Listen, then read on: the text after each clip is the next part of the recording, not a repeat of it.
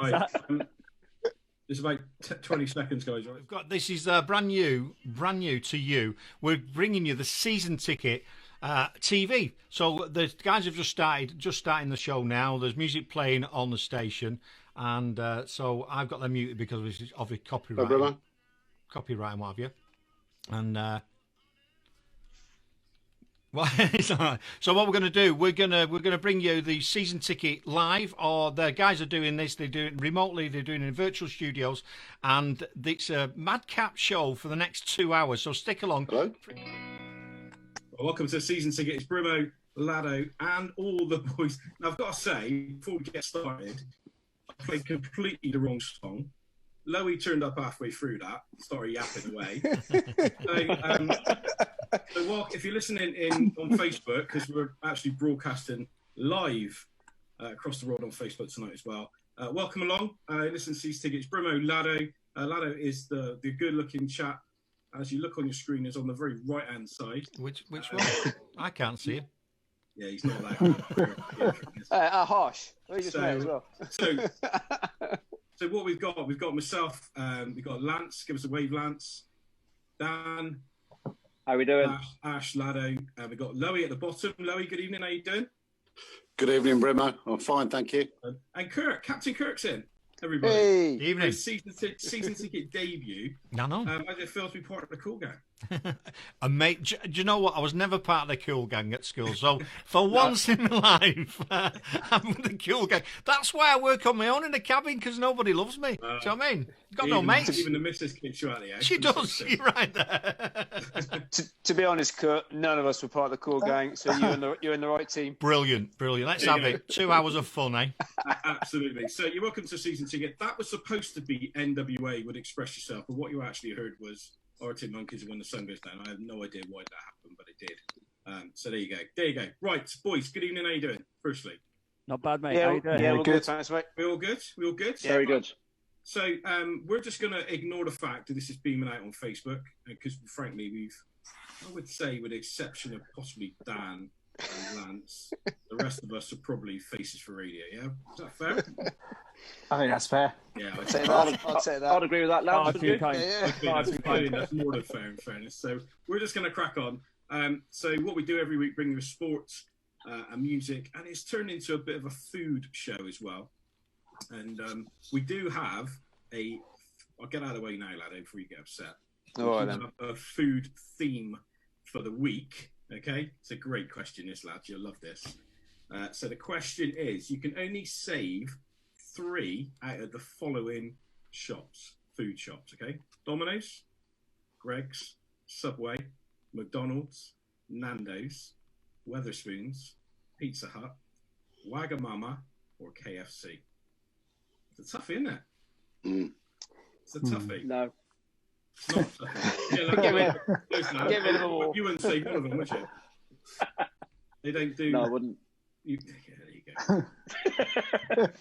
So this challenge was set up predominantly for Dan, actually. Most of the food challenges are set up predominantly for Dan. So before we get going, have any of you got a tweet of the week this week? No, of course not. Of course not. Dreamland, this is, isn't it? Well, actually, I did see one just before the show started, was that Donald Trump has asked Vince McMahon of WWE to be a economy advisor when COVID ends. That's actually amazing. Is that in the same week that the XFL has filed for bankruptcy? Yes. Yeah. Fantastic. So what's going on over there? I'll tell you a tweet I loved. I saw it yesterday, and it was somebody. It was James Milner again, and somebody tweeted James Milner asking him how, because he loves Roy Beaner, doesn't he? Yeah. How much Roy Beaner the Champions League would hold, and his reply was brilliant. And I haven't got it with me, but it was something along the lines of, "I'm completely appalled at your question to me. Who do you think I am? Think I'm really boring or something?" But as it happens, I've gone on the Champions League website, and I've got the sizes, and I can confirm. And he actually confirmed how much Roy Beaner the Champions League actually took. I love me. Roy Beaner was made in Bristol, wasn't it? He may well have been. Yeah, it was. It was, yeah. But well deflected. I like that. That was good. So yeah, I hope you're enjoying this in Facebook land. This is Cutting Edge Radio on Duggystone Radio. So the sports question of the week, and this we're actually going to get to that, are we? Yeah, okay, good. Eventually, is go on, Ali, you introduce it. You're quite proud of this week, aren't you? This is a cracker. I think Ash takes the credit for this one because we had a bit of chat on our WhatsApp group, and the sports question for this week is sliding doors moments. So what sliding doors moments where if you've seen the film Sliding Doors, you'll know that there's a young lady, she gets on a train and she gets home and has one experience of the next few weeks and years of her life, and then suddenly there's another character, the same lady, but she doesn't get on the train, and we follow both characters for the whole of the film. And it's a cracking film, years ahead of its time. But to put this in simple sporting terms, I think, Brim, you've got a really good way of so the one I've been using all week when I've been trying to explain to people what we're trying to do. Man City won the Premier League two seasons ago. 2014. Yeah, a bit more than 2 seasons ago, and it wasn't that long ago. 6. So thanks, Chloe. Great mathematics. So they were playing Chelsea. Liverpool were flying. They were beating everybody. They'd beaten Man City, and they'd gone to Norwich and won convincingly. They had Chelsea at home, and Gerrard fell over, slipped over, and Chelsea went on to score that goal. Man City then went on to win the title. A sliding door would be what would happen if Gerrard hadn't fallen over with Liverpool. Because I believe Liverpool would have gone on and won that league. Yeah, they had the momentum. They were rolling. They were flying. I think they just gave up on that day because they went to Palace the following Tuesday. They were 3-1 up, weren't they? Drew 3-3. Yeah, tucked it away. They're throwing a 2-goal lead away, didn't they? So yeah. So I think largely it was done on that. So we're going to go around the team over the course of the evening. They've got a couple each. Loey's got 4, haven't you, Loey? I have got 4, but I'm happy to talk about 2. That's fine. We're happy to talk about 2, and if we need 2 more, we know where to come, don't we? Yeah, it's about Loey. That's the important thing. So we've got plenty of music for you as well on the show. So if you listen on the radio, you will hear the music. If you're watching on Facebook, you may not hear the music. You'll be looking at something that Kirk's. What have you provided, Kirk, on when the music's being played? Well, I've hidden myself from view now. I'll be playing some advertisements, I think, in your jinglette and talking to the people. Well, jinglette. Yeah, now, we should, as big thank you to our sponsor at this point, Inspired Change in Bristol. So big thank you to them for helping us provide not only a show for you every week, but they're also helping for us to provide the TV stuff going on tonight as well. So a big thank you to them. Right, we're going to go to some music right now, and we're going to, if all things work well, we should get some stereophonics being played. If we come out with something different, then I apologise for that. But we're going to get some music all the same. All right, this is C'est La Vie. This is Stereophonics. It's Duggystone Radio. It's Brimo Lado and the bench. It's a season ticket. Good evening. So that's the guys over there. So this is a season ticket. They're playing some copyrighted music, so I'll be bringing you some stuff. I just need to find his jingle. But yeah, stay tuned. If you've got any questions, you can also send a message to Brimo. Just go to duggystoneradio.com and send on the Message the Show tab. Find Brimo from the list of presenters, send him a message if you don't capture any data, or you can always send him a tweet to Duggystone Radio and he'll get it there. So, yeah, great. We've got a sponsor on board, Inspired to Change, who sponsored this show, and we're hoping to bring you more of these. I could get you a little bit of music, Hunter. I have got his jingle, which I need to get sorted out. So, yeah, there you go. So, yes, stick around. It's going to be great. This is a local band to us in Coventry. This is Munich. And we'll be right back with a season ticket after this.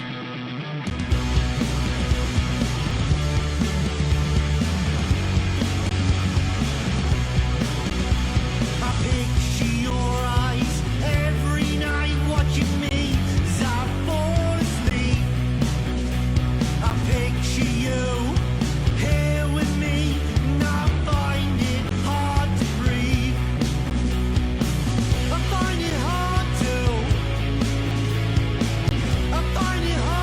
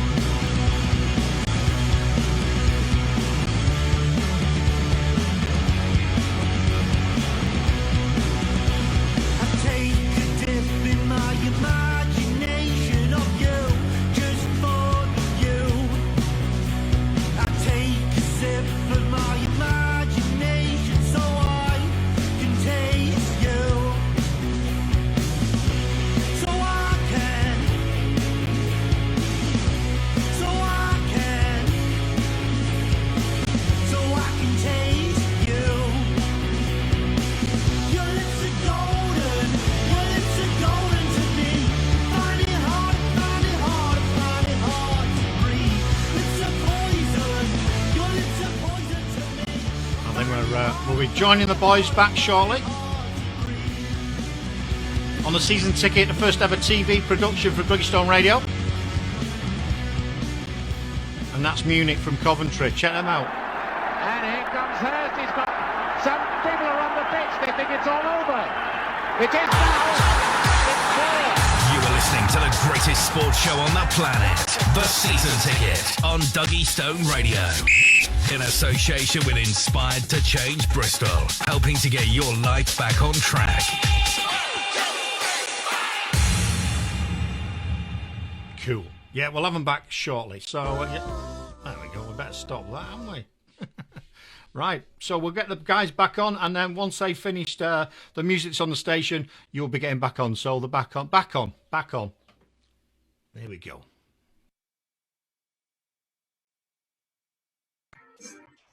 That's Stereophonics on Duggystone Radio and C'est La Vie. Love that song. It's an absolute tune. Love Stereophonics at the best of the times, but that song I really love.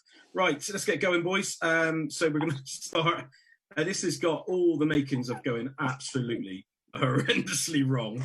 But Loey is always going to start us off tonight. And firstly, Loey, congratulations for actually being out of bed. Last week, everybody, Loey was sat. What? Say sat. He was led in his dressing gown in bed with a bottle of cider. Is that right? Yes, it was actually. Yeah, it was impressive.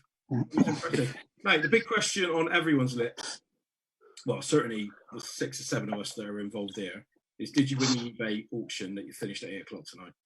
I'm really happy to tell you that I've just come off successfully getting the magazine I wanted. That's amazing. Firstly, that's great news. So congratulations. What did you win?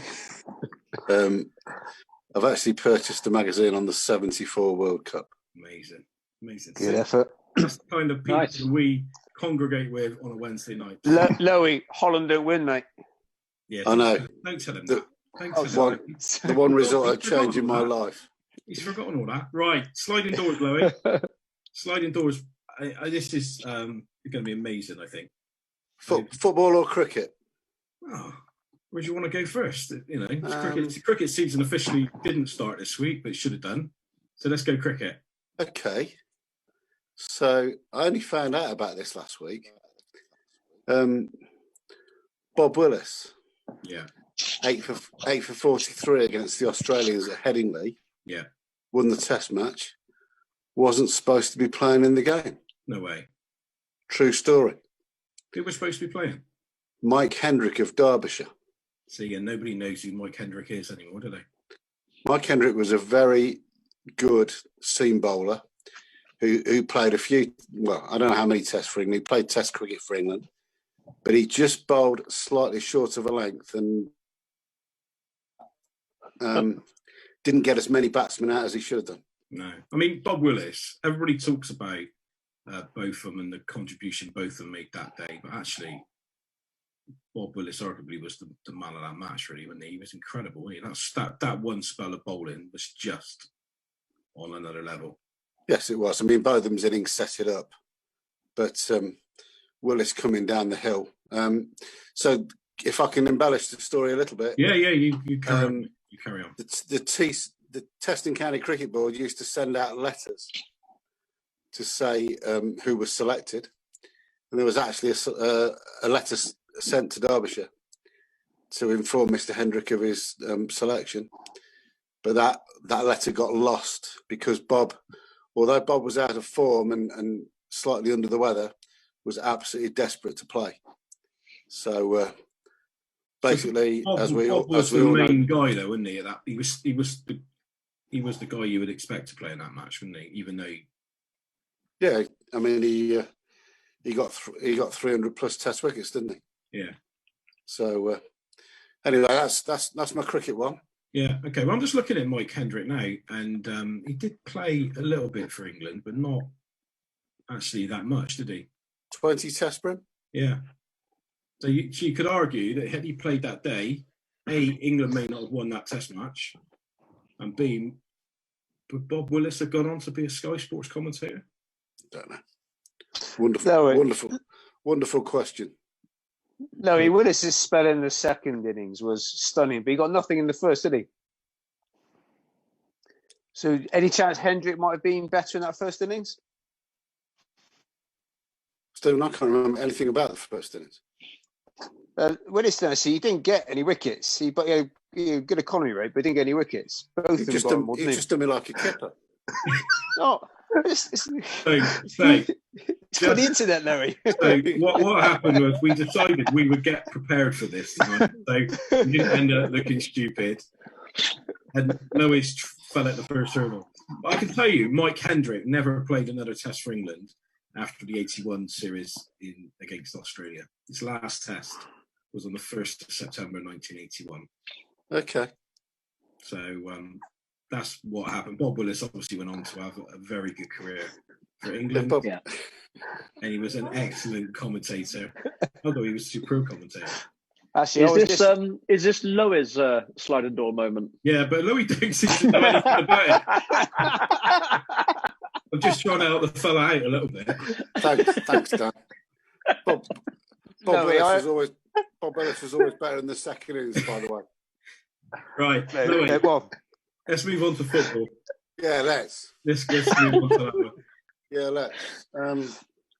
I'd like to introduce a gentleman called Albert Roger Miller to you. Okay, yes. Roger Miller. Yes. Roger Miller, yeah. Yeah. Retired in 1988. At the age of about 78, wasn't he? At the age of 36. And Italia 90 went forward. The Cameroon squad was decimated with injury, particularly in the strikers area. And the Cameroon football president begged Roger Miller to get on the plane, and that's exactly what he did. Unbelievable, wasn't he?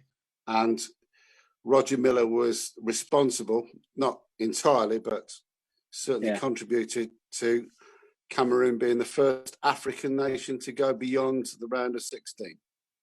Yeah, no, definitely. He got two goals against another team beginning with C. So, what do you think would have happened to Colombia? Nicked the ball off Higuita, didn't he? Yeah, he did. Yeah. He did. Poor Rene. Yes. So, do you know? I'm not trying to throw you under a bus, Louis. I'm going to throw this to the whole room. Do you know what his final career stats are, Roger Miller? Roger Miller played 77 games for Cameroon. He did, you're right. He scored 43 goals. He did. But do you know what his career stats are? His club career stats. Oh, blimey. Yeah, I'm not trying to throw you under a bus. I just explained that. I just opened it up. So Roger Miller played 666 games and scored 405 goals. That's not too shabby, is it? It's all right, isn't it? He'd have got on a Rovers team, Ash, I reckon. Just about. Did he score at USA 94? Did he score in 94 as well? He did. The oldest player, wasn't he? Yeah, I think not against Russia, 5-1, is it? He scored against Russia. He was 42 years of age at the in that one. Wasn't there a story that he was a lot older than they actually said he was as well? He scored against Russia, yeah, you're right. He set the record as the oldest goal scorer in a World Cup tournament. Yeah. He set the record in 90, so he beat his own record. But he went on. I mean, he retired in 88. He went on to play to 1996. Yes. Wow. His last club, he scored 18 goals in 12 games. So, all right, so let's go to the original point. How do you think Cameroon would have got on if Roger Miller had not been selected? Well, they wouldn't have got through. Yeah, I don't think they would have done. Not a chance. Dan, you said he was 42 in 94. Yeah. You told me he was 50. 50. There you go. He told you. There was always a huge debate about his age, wasn't there? Yeah, there was. Yeah, I thought that. Louis, I don't want to throw you under a bus or anything. Oh, my goodness. Is this the phrase of the night? Yeah, well, this is obviously going beamed out over Facebook, and see Roger Miller had a certain celebration. I was wondering whether you would fancy demonstrating the old corner flag. Yeah, go on, Larry. Go on, Larry. Go run around your armchair or something and give that those hips a little This is your moment, mate. I would love to, but there's Hey, no Dan, in fairness, Dan is best placed for that celebration. He's got got a room flag in my lounge. Look at that chair. That chair Dan's got. It goes something like... No. Absolutely nailed Got that. it nailed. I love that. Loey, well done, mate. Well done. Love that. I'm going to play a bit of music now from a band called the Cellos. This is an unsigned band, and they're absolutely amazing. I played them quite a bit on the indie disco, and I think they're awesome. So, Loey, thanks very much for your input. As usual, it will become invaluable as the night goes on. And Dan, slick moves, mate. I love that. I want to get high. And here comes Hurst. He's got some people are on the pitch. They think it's all over. It is now. It's clear. You are listening to the greatest sports show on the planet, The Season Ticket on Duggystone Radio. In association with Inspired to Change Bristol, helping to get your life back on track.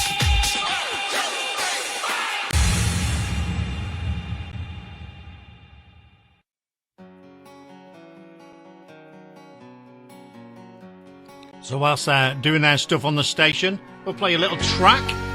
And as soon as they're back live, chatting away, hope you're enjoying the show. Please share it. This is our first ever TV broadcast.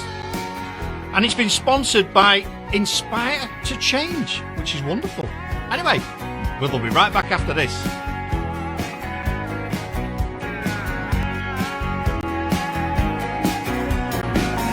We're always playing around. All I need's a little expression in me, 'cause I'm trying to figure things out. But as I try, it gets harder to breathe. Ghosting in the fog, covered in snow, that's what I see when you're talking about how you need a little more from me. And I try understand. I wanna take you back, I'm a better man.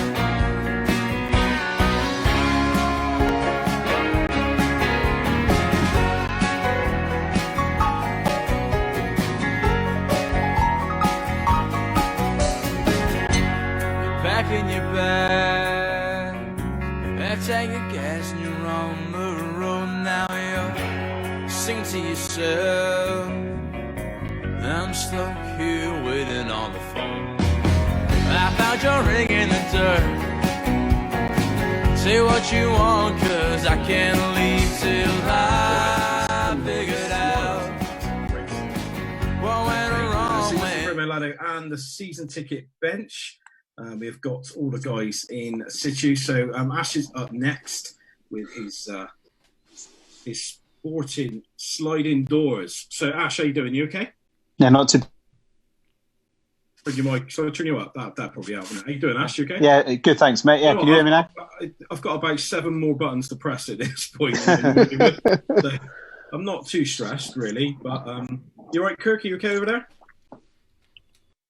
Yeah, no one can see me. That's all right. Okay. But I'm all right. I'm all right. Boys, can you see Kirk? Yeah, we can see Kirk. Yeah. Looking good, mate. Cool. Looking good. Captain. Makes no sense on Facebook. Right? We're not worried about them. We're just getting on with our thing. So, for those of you who never listened to the season ticket before, possibly won't again, Ash covers American sports for us and various other things. And so, yeah, you all right, Louis? Yeah, it's good as go. A little move around. Okay, Ash. He's warming up. What are your sporting sliding doors? I have gone for 2. I've really enjoyed this week. I sent it to you guys earlier that I spent quite a lot of time looking this up, actually. It was quite interesting. I've gone for one, which I touched on in last week's show in terms of my disappointments. So I'll start with that one. I've got the Koeman incident in Rotterdam in 1993, and I talked about it as a disappointment. So I'm going to play out the scenario that Koeman did get a red card. He was sent off. It wasn't a penalty because I watched it again this week. It was just outside the box. Yeah, it was marginally, wasn't it? It was. He got himself sent off in that game, but England go on to win that game 1-0. Chris Waddle was one of the substitutes that night, and he came on late on in his England career and scored a late winner for us in Rotterdam. And then we went over to San Marino and won the last game comfortably and qualified top of the group. And we actually went through ahead of Norway in that qualifying group. The Dutch and Norway went through. The Dutch didn't make it, so that team never got to the World Cup. But we got there instead. Obviously, we were coming off the back of a really exciting Euro 92 under Graham Taylor, but we got our way over to USA 94. There's a parallel universe. Yeah, this is. Ash, you've really put some thought into this. I'm loving this. I've had a great time. So we've gone through. This is our sliding doors moment. So Graham Taylor's kept his job. Okay. We've gone to USA 94, but if you can take your mind back in 1994, 93, 94, Newcastle got promoted to the Premier League. Yeah, I think Andy Cole finished with 34 league goals that season in the Premier League. So then suddenly Graham Taylor's gone to a World Cup in 1994, and we've got Alan Shearer and Andy Cole up front. And the game's changed a little bit. David Batty has had a cracking year as well at Blackburn. So he's now. Does Phil Neal go as well? Still, he still goes. Laurie Mack's there over in America. Laurie McMenamin's still wearing his big coat. Square ball Batty though. Pardon, Batty's gone instead of Carlton Palmer. Okay, yeah, all right, that's better, I guess. Square ball Batty. And it's got such a big knock-on effect now. This sliding doors moment. We've gone into a group with Nigeria, Argentina, and Greece. So we've gone into that group. We've drawn with Argentina and Nigeria, but we've won our other game against the Greeks, and we've gone through on 5 points. Ash, you could have put some effort. You should have put effort into this, mate. A bit of preparation. Yeah, well, so Louie, this is what we were expecting. So then we've gone really through as one of the best third place teams as well. So we've scraped our way through the group. But then we played Brazil in the first knockout game, and we get knocked out in that round. I was convinced we were going to win the World Cup then. Yeah, so was I. Yeah, no. Well, this is an even bigger story. I haven't finished yet, boys. We keep going, and then if you Graham Taylor's still got his job because obviously he's got us through. He hasn't done quite bad enough to lose it. Euro 96 is in England. Yes. We haven't had to qualify as a host nation. Oh, you're going to ruin my life now, aren't you? I am going to ruin your life. All right. So my sliding doors moment now is that we've gone through to Euro 96 and we've not got out the group. Scotland beat us 2-0 at Wembley. Oh, yeah. No. Gary McAllister's penalty went in and Stuart McCall scores a second. And instead of the Gaza water bottle moment, they got dentist, an iron. Yeah. There's an iron brew moment with Stuart McCall and a can of iron brew. The summer's over. We're out in the group stages. Badil, Skinner, everything doesn't happen. That's my best summer, Ash. Can't believe you said that, mate. One of my best summer. So Koeman got sent off, and it ruined Euro 96 for us all. Yeah, it's an incredible amount of effort gone into that story. Yeah, absolutely. The real story is that Koeman didn't get sent off. Koeman then went on and scored an amazing free kick. England get knocked out. Taylor loses his job. The Sun have another headline. Yep. Yeah.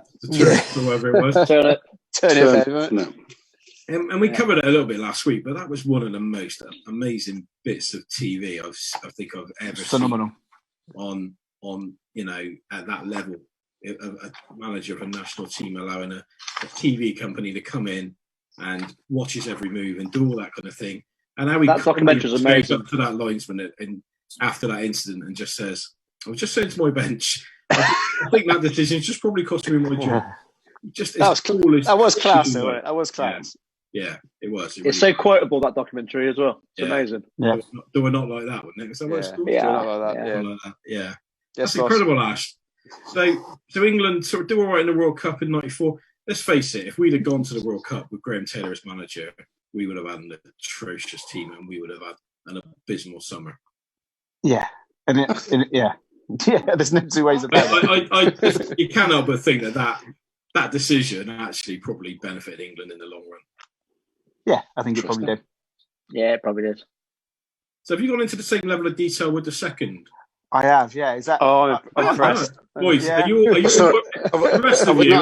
bricking it? already? Lado's going to run off in a minute to the toilet to rewrite it. On that last one, I was looking at all the pots and everything where you got put in for qualification. It's interesting. I've got my second one though. I don't want to bore people. I've got the summer of 1978. Yeah. Argentina have just won the World Cup as a host nation. Diego Maradona has not been selected for his home World Cup. Gets him very angry.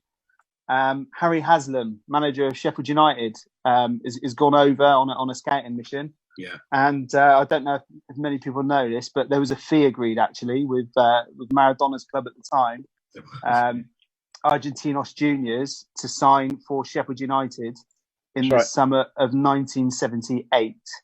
There's a few sort of grey areas around the stories. It's pretty much confirmed that it was agreed. It only really fell through when the Argentine military got involved, and the fee was set at £150,000, and they wanted to double it to £300,000. That's right. The interesting thing for me is Sheffield United were a second division side at the time as well. Yeah. And actually, they initially agreed the fee with the military, but then pulled out when they didn't want to start becoming involved in the politics of the situation.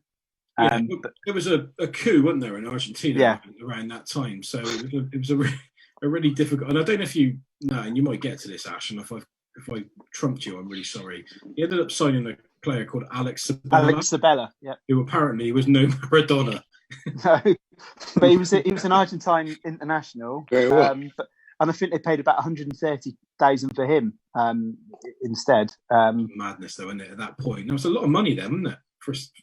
We'll say second division. They were a championship team, weren't they, at that point? Yeah, but I've got quite an interesting set of sliding doors moments, as you might guess. Yeah, no, that's fine. Yeah. All right, so they actually got relegated at the end of the 78-79 season, Sheffield United. Yeah. So they missed out on him, but by 1980 they were in the fourth tier. They'd gone all down to the basement division.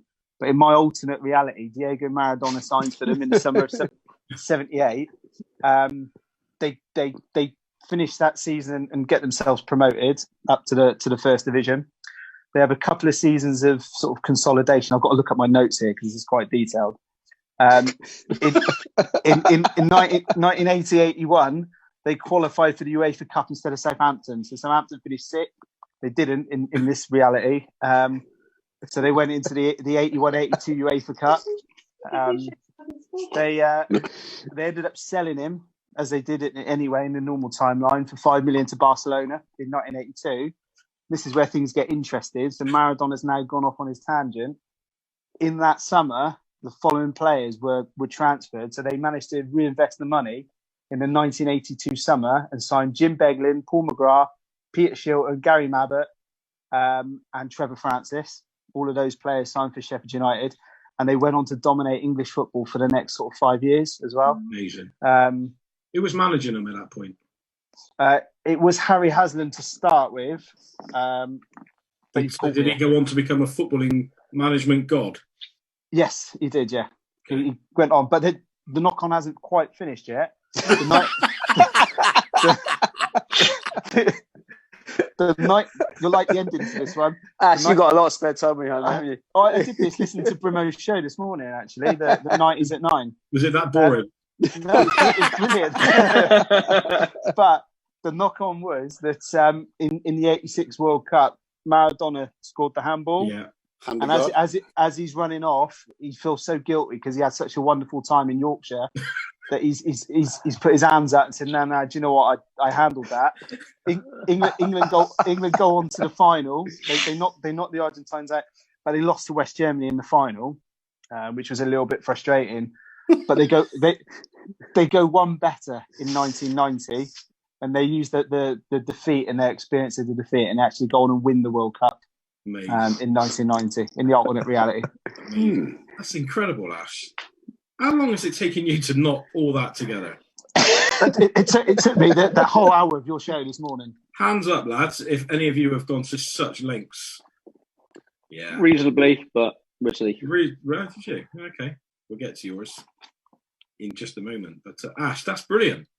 That's brilliant. So not only was Maradona turned out to be a good guy, yeah, he was a nice guy, yeah. He's a good bloke, but he had a bit of Yorkshire justice to go with it as well. Can you imagine Jeffrey Boycott that if there was a bit of Yorkshire. Do that up, Yorkshire? I like it. I like it. There's a dreadful impression, in fairness. That's a shocker. There you go. Right. Kirk looks completely bamboozled by all of that. But Kirk, you're not listening. You're not the only one, in fairness. So I am listening. He did that while he was doing your 90s at 9 this morning, which was the best show, the best 90s show he's ever done, because it wasn't his playlist. Yeah, I didn't pick the playlist. Yeah. Claire Alston picked the playlist today. Claire's watching us on Facebook tonight. Good evening, Claire. Good evening. Well, no, it's great. It's good, man. It's good. Claire. It's really good. Good stuff. Right, we're going to play some music now from the Mirror Pictures. Love these lads. These are absolutely brilliant. Lads from Reading. I'm going to meet you guys because I think we can hear Loey. You giving your tea, Loey, or something? No? Oh, okay. Let's play the Mirror Pictures. Duggystone Radio. This is called 3 Hour Blackout. And here comes Hurst. He's got some people are on the pitch. They think it's all over.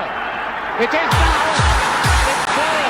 You are listening to the greatest sports show on the planet, The Season Ticket on Duggystone Radio. In association with Inspired to Change Bristol, helping to get your life back on track. Hope you're enjoying this show. I've not got his playlist in the right order that he's got it, so you'll have a bit of pay cassettes. Never mind. And I'll be right back after this tune. Please share the broadcast. Please go and check out Inspired to Change because they sponsored this extravaganza.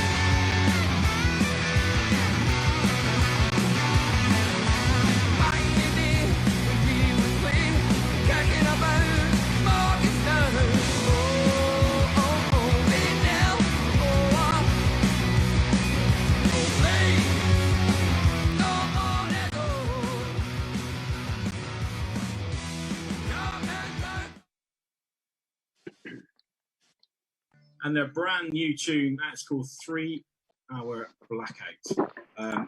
Love those guys. They're absolutely amazing. Claire Elston has been in touch again, saying she's loving the show and she's loving the fact she got another shout out and that the owner of the station said it was the best 90s show. There you go. Brilliant. Just brilliant. She needs to do the one for tomorrow as well if she can. If she can knock one up with the great. do you know what, Kirk? I asked her just to put 50 minutes together. She sent me 25 songs. So I think I got enough for a week's worth of shows from Claire. So brilliant, absolutely brilliant. I'm playing your tunes out of sync, mate. So I've just been messing with petty cassettes. I've been doing some air drumming in the studio. So I might play the Blackout one next. Anyway, crack on. Oh, thank you very much. Thank you. Yeah. So we've got Kirk with us for tonight. Well, we can be here for a little while, I think. This is it's carnage, but I'm enjoying it. So you enjoying it, Paul? No, good. Very much so. That's great. Yeah, that's great. That's great news. Had a bite for the seaweed. Sorry. You can join in any point. That's a good point. Ash, what was your favourite food? Your favourite three? The choices. Yeah. I'd go Greg's. I'd keep Greg's. Yeah. I like the vegan sausage rolls. Nice. I like them. Really? So yeah, they're good. I'd go Greg's, KFC, and I'd probably go Macca's out of that lot. To be honest. What about you, Slowy? Did you miss the question? I'd like to save Wagamama. Yeah. KFC. Yeah. Pizza Hut. I never thought you'd be a Wagamama's guy. I've never had it, but it looks nice.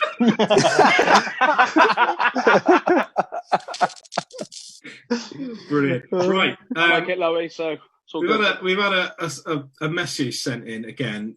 Dan's getting quite good at this now, for sending me stuff during a song break when I'm about to read something out on the radio. So somebody called Joe tweeted, "My husband purchased a ward map, gave me a dart, and said, 'Throw this, and wherever it lands, I'm taking you for a holiday when this pandemic is all over.' Turns out we're spending 2 weeks behind the fridge." like that. Good stuff. Right, Lance, you're up, mate. Hello. How we doing?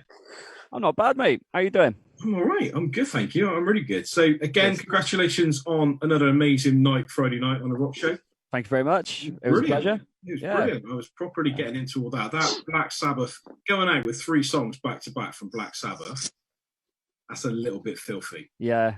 I'm not too sure I'm going to follow that up this week, to be honest, but we'll see what we can do. How are you going to beat that? I just don't know. But hey, good stuff. Right. Cheers. Sliding doors. Sliding doors. So, first one, we go into the world of boxing, and it's August the 26th, 2017, and it's the money fight between Floyd Mayweather Jr. and Conor McGregor. Yeah. Floyd Mayweather comes in 49-0, arguably the best of all time. And Conor McGregor, of course, comes in, the notorious Conor McGregor comes in as one of the best in MMA, in the UFC. It's one of the biggest spectacles in the history of sport, in modern history anyway. The build-up was electric. It was like WWE on steroids. Those 3 press conferences that happened around the globe. Honestly, the amount of smack talk like they were giving each other, it was all done. These things are built up to the hilt, aren't they? But that was just on another level. The fight turned out to be a bit of a letdown in the end, but obviously not for both fighters. Both fighters don't come out as losers because of the amount of money that was involved. Yeah. McGregor didn't lay a glove on Mayweather, but my sliding doors moment is, what if Conor McGregor beat Floyd Mayweather? Would it have been boxing's darkest day for Mayweather to have that one in 49-1? Can you imagine that? Yeah. Can you imagine that being? I mean, that it was a circus, wasn't it? Yeah, absolutely. It's probably the best way of describing that. The fight should never have happened. I gotta say, I do love McGregor. I'm a massive fan. He just makes me laugh. He's brilliant. He's like press conference. He just made me that whole. He was like if we're going to call it a circus, he was the circus. What's the guy that controls the circus? For what you call him now, but ringmaster. Yeah. He was amazing. He was just. I can't believe it actually went ahead though. It's crazy, isn't it? Nah, yeah, it was madness. It was mad. The only other thing I've seen like that is when Rocky Balboa fought Hulk Hogan. In Rocky 3. In Rocky 3, yeah. In Fury fight somebody recently, WWE. Oh, he took on Braun Strowman in Saudi Arabia, wasn't it? But again, that is just like Fury WWE's way of Yeah, he did. Yeah, he did. Is that them trying to ease Fury into the public domain over there? Was that what that was about? I have no idea, but Fury obviously got a lot of that sweet Saudi money that the WWE were paying him out of that, and that was definitely motivated on that. It probably tastes as good as anyone's money, but going back to the original point. I think it would have been a travesty for boxing if that, because he'd have had a puncher's chance, I suppose. Yeah, I mean, that was the talk. Like, it was always like McGregor's striking ability, like that was always great in his fights in UFC, and like for a split second, he made a believer out of me. I mean, I was dumb enough to believe that he could beat Floyd Mayweather, but Like, yeah, obviously when it came down to the nitty gritty, he had no chance. Floyd Mayweather absolutely outclassed him, and whether that fight was done by design or whether it was a legitimate result. Because I'm just thinking, did that all start? That just got started because the two of them were just mouthing off at each other on. Yeah, that was it. Like, I think there was this talk, like Conor McGregor obviously rates himself quite highly. Floyd Mayweather is arguably the best fighter in recent times, and I guess it just like came to this like big money fight, Las Vegas showdown, big spectacle, and I guess by dressing it up with 3 big press conferences where they just like talk. Smack out of each other to build up the fight. It was amazing. It was amazing. Yeah, like the fight, McGregor was going up into Mayweather's face and just going, "You're doing nothing.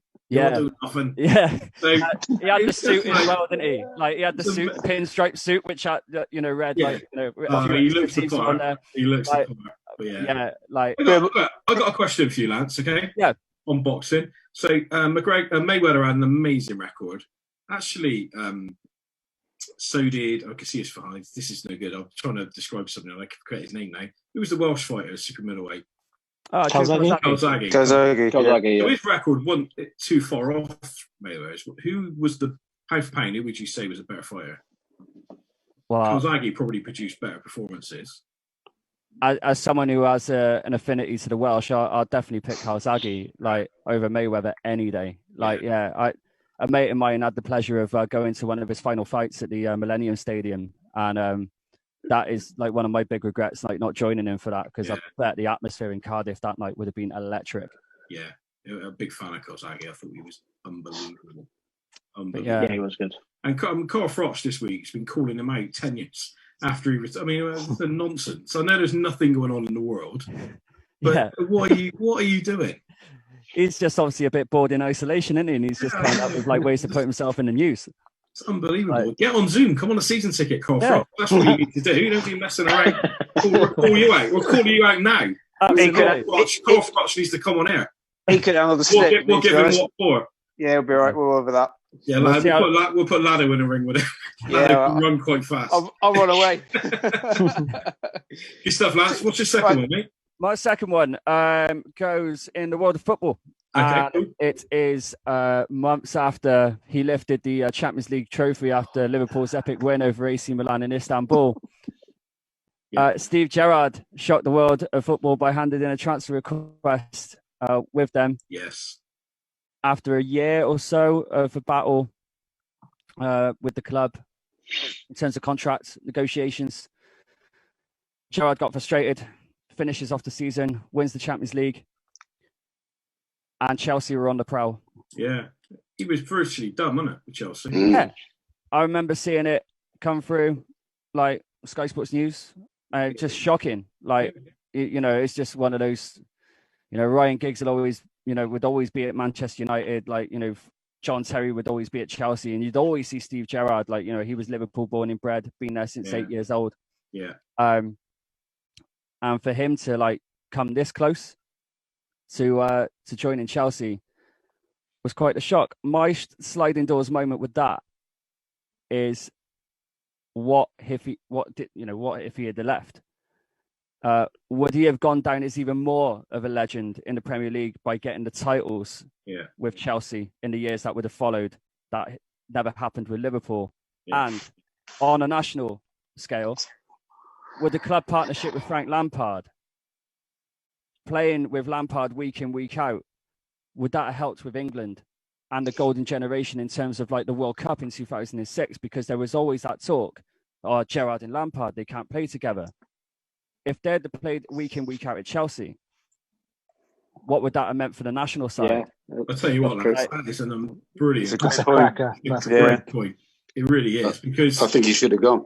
Yeah, I do, because the one thing missing from Gerrard's CV, and the only thing missing from Gerrard's CV, was that league title, wasn't it? Although, I remember that morning being in work and everybody expecting it to get done, and then suddenly he just did this huge U-turn, didn't he? Yeah. Which will see him go down as a hero in Liverpool. Yeah. But I bet you, when he looks back on his life, and Lado might have something to say about this as a Liverpool fan. Yeah, well, Lance, as he looks back on his life, I think he will have, there'll be a tinge of regret there. Lance, you threw a curveball in there, mate, because you didn't say you had a second, and now you've nicked my second one. I do apologise. I was going to tell you it a few minutes before we went on air as He well. did say, I've got a second one, and you said, just go with it, mate. Just go with it. So I do apologise. I like, Lance, I like the idea you're saying about the international. I think it's a really good point. I think one of my biggest disappointments was, I suppose, the golden generation. They should have done more, and would that made a difference? If you look at the following 6 years, the league titles are shared between Man United and Chelsea. Right. So and Liverpool get a couple of thirds, but nowhere really. And then they get 1 second. But Torres wouldn't have gone to Liverpool. Had Gerrard not been at Liverpool, there's no way Torres was going to go to Liverpool. Yeah. Because Gerrard made that team what it was. And at times it's quite average, to be honest. They won the Champions League, but it wasn't a great team that won the Champions League. Another argument there, and another sort of point. Man United got 3 titles: 07, 08, and 09, and then they got 11. Would they have got those titles, and would Fergie have stayed as long? Yeah. I mean, Fergie's obviously a legend as a manager, but would his legacy be quite obviously massive legacy? They won the Champions League in 2008 against Chelsea. Yeah. Could all those things, the dominance have stayed with Chelsea? Would United not have had the dominance? Interesting. I mean, obviously, I'm glad. Gerrard's legacy and legend at Liverpool is there forever. And I think you talk about class. We mentioned on the WhatsApp group about class and the cream. There's a cream rise to the top, and Gerrard did within average teams for Liverpool. And will always be, in any Liverpool fans' top 2 favourite players, probably. I think Kenny Dalglish is probably the only one that would challenge him. But absolutely, you're right. He'd never got that league title. No. It's a great point, and I've got to think really quickly. I do apologise for that, mate. Sorry. At that point in his career, I think Gerrard could have gone anywhere in the world, and dominated whatever league. I think he was that good. I think he was.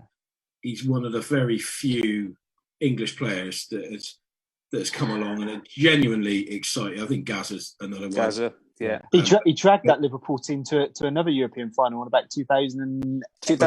2007. That one they won the UEFA Cup. No, they lost the Champions League final again. They lost to AC Milan in 2007. Yeah. I mean, they've got to be one of the worst teams ever to win a Champions League. Absolutely. Yeah. I mean, there was Steve Finnan started for him and Jimmy Traore. Yes. Yeah, how has Traore got a Champions League winner at the end of exactly. Schmeitzer, Schmeitzer, yeah. There was magic in the air that night, wasn't there? In Istanbul. I mean, like Lado, you say about Gerrard being one of Liverpool fans' like top 2 players. He's one of my all-time favourites. I'm not even a Liverpool fan. I loved watching Gerrard play. Yeah, so same. I was exactly the same. Yeah, exactly the same. I thought he was absolutely unbelievable player. Right, good stuff. That's great. Love that. Right, have some more music. What are you dancing around for? Let's have it. Right, Slender Pins. Lance, you'll like this, even though you can't hear it, but which is a bit of a bummer for you. But you know what it is? That's just the way life is, isn't it? Just that's right. I'll listen back. Slender Pins. You check these guys out. They're absolutely unbelievable. You'll love it. I promise you. One. Right, Slender Pins, Duggystone Radio. This one's called Where's the Money? And here comes Hurst. He's got some people are on the pitch. They think it's all over. It is now. You are listening to the greatest sports show on the planet. The Season Ticket on Duggystone Radio. So ignore what track he's just announced. We're going to play the track that he played on the last break. This is our first broadcast live. It's the sports show live. Season Ticket. This happens every Wednesday evening on the radio station. We decided to bring it live on Facebook. Please share the broadcast. And thanks very much for Inspired to Change for sponsoring this event. The boys will be right back. This is the Mirror Pictures and 3 Hour Blackout.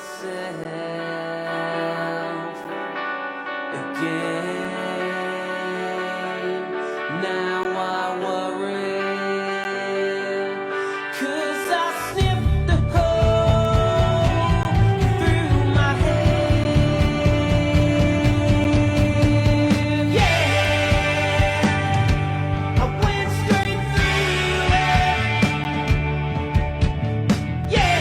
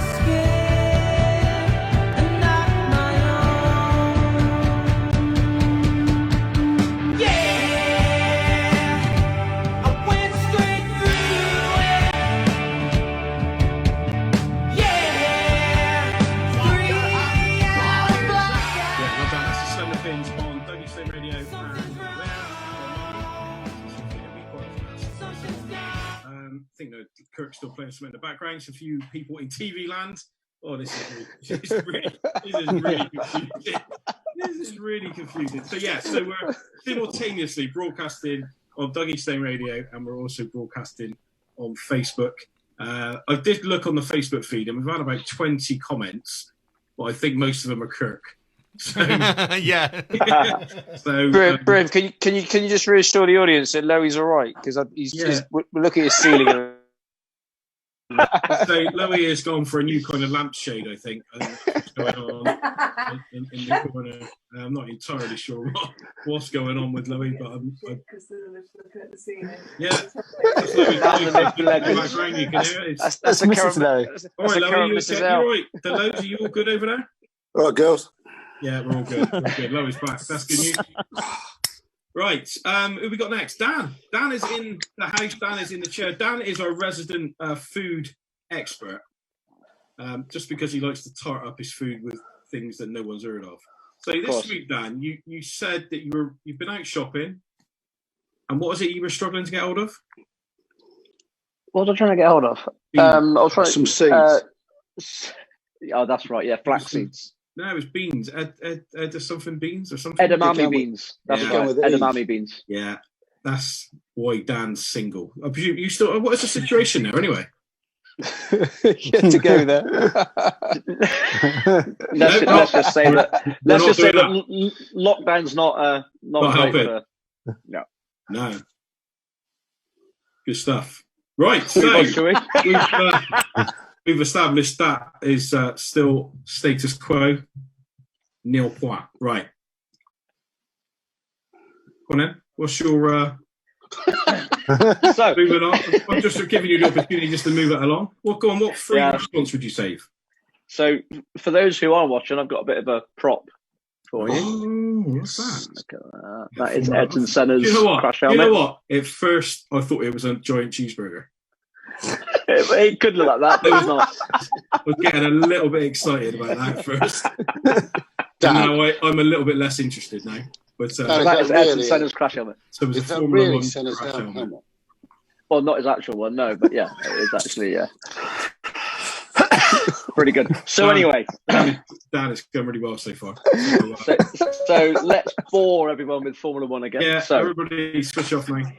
However, just mute us. However, this is a great story, I believe, because it has massive repercussions for sports records and everything here. So, Ayrton Senna crashes off in Imola in 1994. I remember watching it as a kid, and it was streamed live on Eurosport, and you could tell, and even as a kid, you could tell he was killed at that moment. And it was incredibly sad. And actually, for me, it's not why I love Formula One. I love Formula One because you're watching people literally putting their life on the line there. I just think it's fantastic for that. But hey, I tweeted in the week, funny enough, a picture that came up that shows Ayrton Senna. It's a drawn picture, shows him walking out of that crash. Like, he hadn't been touched. Yeah. Now, 1994, Senna was already triple world champion. He just moved to Williams, and the car was hard to handle the first three races. He didn't actually finish the first two, and it was the third race that he crashed out on. Now, his co-driver was Damon Hill, who I'm sure would admit himself was nowhere near as good as Ayrton Senna. And that season, Damon Hill got to within the last race of the season with Schumacher for the title. Yeah. And I'm sure if Senna would have walked away from that accident, he would definitely have beaten Schumacher in 1994. So that then makes him 4 times world champion. In 95, so Schumacher won back-to-back championships. In 95, I don't think Schumacher would have had the momentum to carry him to that second world title. Yeah. And it's possible that if Senna was still at Williams, he could have taken that second one. That makes him 5 times world champion. And that makes Schumacher currently now on 0. It's then possible. So 96, 97.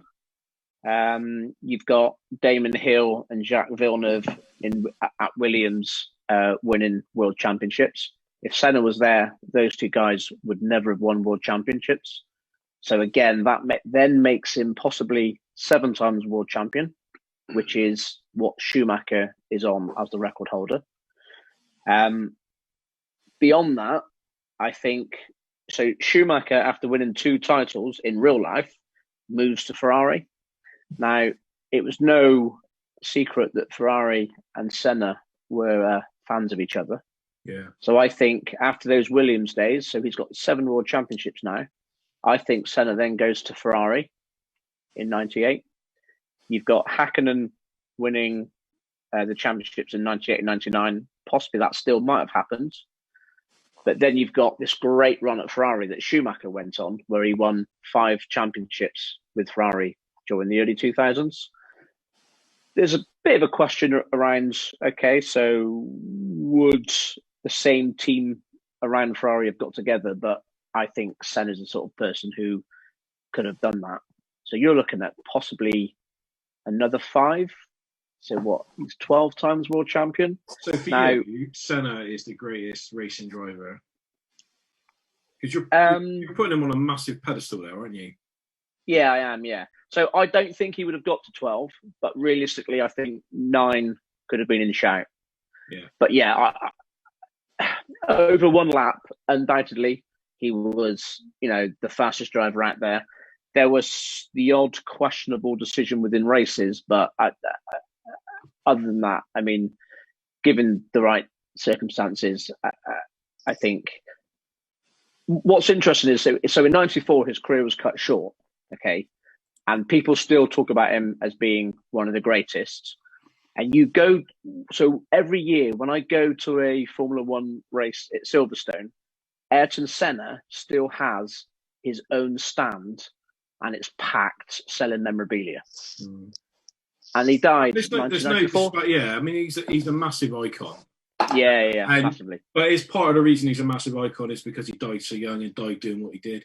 I mean, yeah, that's true. Part of the ramifications for this, and Lado, it would have stopped Damon Hill winning the Sports Personality of the Year for coming second, which I know has been a massive bone of contention for years. So there's a huge bonus straight away. So bring on the Formula One, absolutely. But I think you're right. I think had he lived, it would have been So I think what Schumacher could be just a one-time world champion instead of having 7. So which is quite a massive thing. Yeah, but it'd been interesting, wouldn't it? It would have been interesting because where eventually would that have left? Do you think Lewis Hamilton would have still come through and? Yeah, I think so. Ferrari, because enough time's elapsed, I suppose, by then. Yeah, I think there is. Yeah, I think there is. And Senna was always Lewis's sort of hero and icon. Yes. Would he still have been had he not died? I think probably, because I think their driving styles are quite similar. So it's possible that Lewis could have learned even more from him, and perhaps could even be a better driver than he was now. Yeah. And there's a few everywhere a million miles a minute, though, didn't he? I watched the documentary. He used to drive to the shops. He was screeching with corners and all kinds of stuff. So he was amazing. Do you think there's a few little offshoots as well? Because pretty much David Coulthard says that he owes the death of Senna to his Formula One career. So that's somebody else who may not have even made it to Formula One because of that. Yeah, that's a good point. Yeah, good stuff. So, big one. Yeah, it is. Yeah, I mean, probably you could have that debate. I mean, that's a debate you could have in a pub, and that could last you the whole night. And I mean, there's so many ramifications that come off that one incident. Yeah, you could argue that Alain Prost was never the same driver without Senna. Yeah, 100%. I think they definitely needed each other. A bit of there was something about those two, wasn't there? They definitely needed each other. Yeah, it's a really interesting point. Dan, do you think the sport lost something, as in for the good of the sport, when it lost Senna? Obviously, a great driver, a legend of the sport, but did the sport suffer in itself through his loss? I mean, obviously, they lost an icon. So, in terms of the years from '94 probably until the sort of Schumacher Ferrari years, I lost the chance to watch Senna get better and better. So I think they did, but actually, and I don't like to say it because it's swinging on the death of someone, but actually I think Formula One perhaps became a bit richer at that point because you've got an icon who was cut short, and they have dined out on that name and that icon for a long, long time. Right. Yep. Good stuff. Yeah. Good stuff. Anyone got any further to add to that? No, That's great. 1994 was quite a tough year for the sport anyway, wasn't it? Was that the year that Ratzenberger had his? That's right. It was 2 races later at Monaco. They had a rough few weeks. Yeah. Yeah. So Roland Ratzenberger died the day before Senna. So actually, that whole weekend was mired in awfulness because you had Rubens Barrichello who hit the same wall that Senna hit in a massive accident at practice. Then you had Roland Ratzenberger die on the Saturday. Then you had Senna die on the Sunday. If you watch the documentary Senna, it shows it in it was an awful weekend for the sport. And then 2 weeks later in Monaco, you have Carl Wendlinger go into a coma. He did pull through eventually, but yeah, it was a torrid time for F1 at that point. Yeah, it was. Right, I think you've cheered everybody up now, Dan. Yeah, cheers. Yeah, brilliant. It's been like Shep's in. Good evening, Shep. How you doing? Hello. He's mute. He's back. I was muted, but I'm back. You okay, mate? You okay? Yeah, I'm very well. Very well. So Shep has a young family, so he joins us a bit later on in the show, but he's always full of quality content, Shep. But we'll catch up with him in just a minute anyway. So you listen to Bruno Lado is Duggystone Radio's season tickets.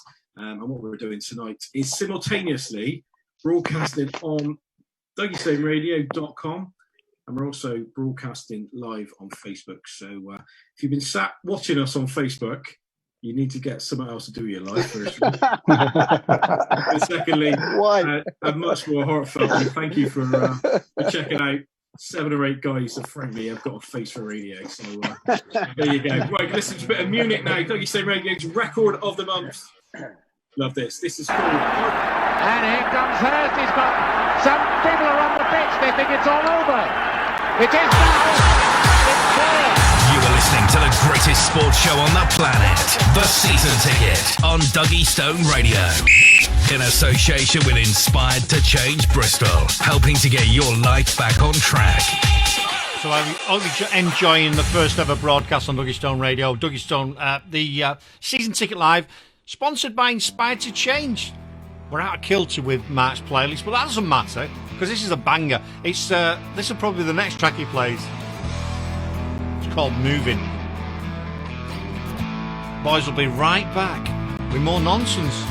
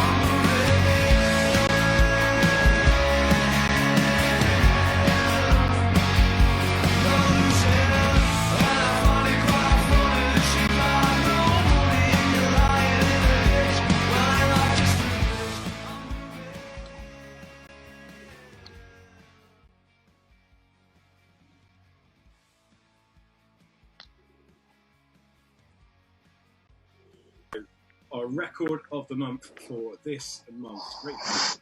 Coventry, I think they're from, but they're an awesome band all the same. So really like that tune. Really like that tune. That will feature pretty heavily, I would say, on the indie disco going forward.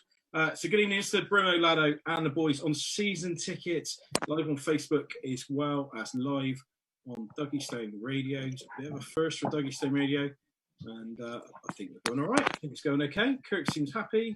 Everyone seems happy. So I hope you're enjoying it in Facebook land, and I hope you're enjoying it in Radio land as well. So in the meantime, we just carry on. So Shep, how's things? Hello. Yeah, good. Happy 200th. Yeah, that's a good point, actually. Thank you very much for remembering. Tonight is my 200th show on Duggystone Radio. That's amazing. Kirk, I never thought you'd put on me for one show, let alone 200. No, it's been wonderful, man. It's been great to have you on board, and you've produced some great shows, and obviously now part of the team as well. So which is fantastic, and absolutely delighted to be on board. Absolutely delighted. No, we're delighted to have you, mate. Really am. Good stuff. Thanks for remembering, Shep. Yeah, so it's a big one tonight. So Bro, I can see why you like Kirk now, because he's nice to you. Because we're not, are we? it's only because we're on air. He'll ring me later on. It'll be a completely different story. But anyway, it's all good. Bloody rubbish. All good. Lots of good stuff going on. Duggystone Radio. So Shep, we're doing. We're doing. Sliding doors. Yes. So you've got a good one. I know you've got a really good, cool one. Okay. So I'll go with the one I'm a bit more passionate about to start off with, and finish with the sillier one. Yeah. So I've gone for so the backstory. So 1954. Yeah. 12-year-old Cassius Clay has his bike stolen. He meets police officer and boxing coach Joe Martin. Yeah. And Clay tells him, "I'm going to whoop the guy who stole my bike." Yeah. And Joe Martin says, "You better learn to box first." And if you fast forward 66 years, there's a gold medal at Olympics in Rome. There's a treble world champion. There's a conversion to Islam. There's 37 career knockouts in 61 fights. There's a refusal to go and join the draft in Vietnam. There's a presidential medal of freedom. And then obviously Sports Illustrated and BBC Sports Person or Sportsman of the Century. So my sliders is his bike's still there when he goes back. You know what? There's a lot of motivational speakers that have got nothing to speak about if that bike doesn't get nicked. Because the amount of people you go and see speak, and all they do is regurgitate what Muhammad Ali said or Cassius Clay said. It's unbelievable. The first thing I put on my alternative universe is that the world is a poorer place because of, he was much bigger than boxing. He was much bigger than sport. He transcended that for me. And obviously boxing is a poorer sport. And like Dan sort of said, that there would be probably hundreds of boxers that are boxing currently because of. Sorry, where's Dan gone? Is Dan gone to the fridge? Yes, yeah. Got to get an avocado. You all right, Dan? You all right? You need some beans out of the fridge or something? Sorry, Steph. Yeah, I'm good. Just want to get a Newcastle brand. That's what the break's for. Unbelievable. Yeah, I know. Right. But you're absolutely right, Shep. It not only does all that not happen, but it's the amount of fighters that have come since Ali and the people that. I'm sure you're going to get onto that, and I'm probably rushing ahead of you. No. So there's probably hundreds of fighters who sort of state that Ali is a reason that they picked up or put on a pair of boxing gloves or got involved in boxing. Yeah. From a British point of view, it might have meant that Henry Cooper became a world champion, because Ali beat him sort of in to become the number one contender, quite famously with the split glove. There'd be no Rumble in the Jungle, no Thriller in Manila, so nothing against Foreman or Frazier. And they had a couple of ding-dongs against, had 3 fights against Frazier. So that would have been perhaps, that's one of those times when there's sort of 3 mega powers all fighting for the same thing. That would only have been Foreman and Frazier, and they sort of, their time, it was the end of Frazier's career, the beginning of Foreman's.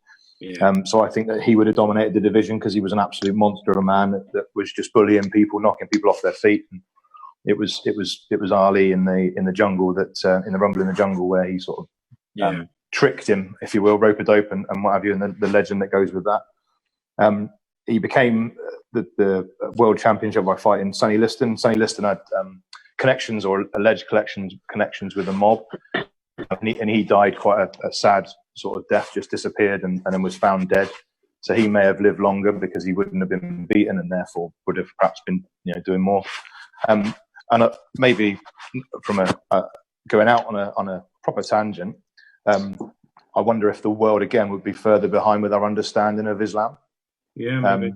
Because he certainly brought it to the fore and made it certainly a talking piece. Around belief and changing his name and the reasons, but sound reasons, if you will, for changing his name and his beliefs. Yeah, absolutely. Yeah, he was miles ahead of his time, wasn't he? On so many different levels. It wasn't just his fighting that he was ahead on. It was just the way he looked at life, the way his amateur record. If we go back to 12-year-old Cassius Clay who had his bike nicked, how many 12-year-olds do you know that's going to go up to a copper and say, I'm gonna wall up the guy that's nicked this? He oozed confidence from a very early age, clearly. To be honest, bro, we've got a few teachers on this show. We probably know a few 12-year-olds. Yeah, maybe, yeah. That is a possibility. But can you imagine?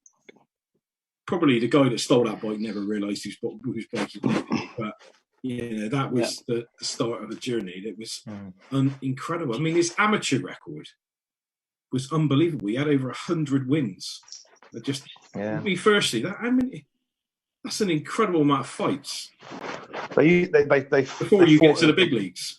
Yeah, what the welfare of fighters is certainly something that's come on in recent times, because I was looking back at it today, and there were some years where he had 3 or 4 big fights, in a 12-month period, whereas now, you're lucky if you get 1, maybe 2 in a sort of 24-month period, really.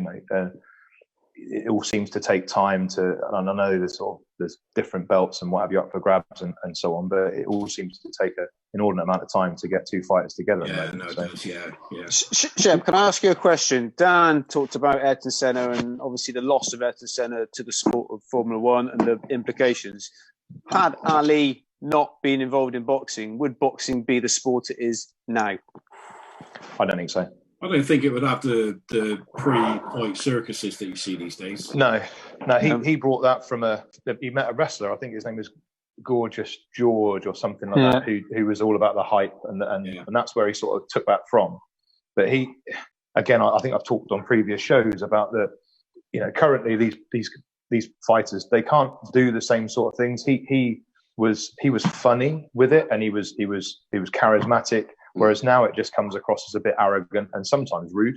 And I appreciate that that's probably where, everyone has I have rose tinted glasses, perhaps, when I listen to some of the things that Ali said about other people. But there doesn't appear to be, Conor McGregor perhaps is someone who tries to do the same sort of thing, but he can't do it without swearing. And it downgrades it, because actually, if you've got, Steve said, and he's an English teacher, if you've got some vocabulary, you don't need to swear.